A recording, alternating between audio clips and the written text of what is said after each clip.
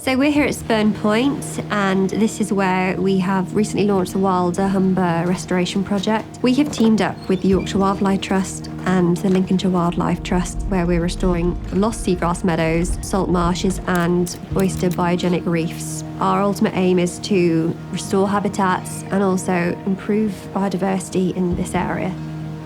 Spurn Point used to have nearly 490 hectares of wild seagrass meadows. Due to pollution and human influences over the last sort of 50, 60 years, we now actually only have between 2 and 4 hectares of wild seagrass meadows. So that's why we really want to be restoring the habitats that we've lost. They're an unsung hero, really, in the fight with climate change and biodiversity loss.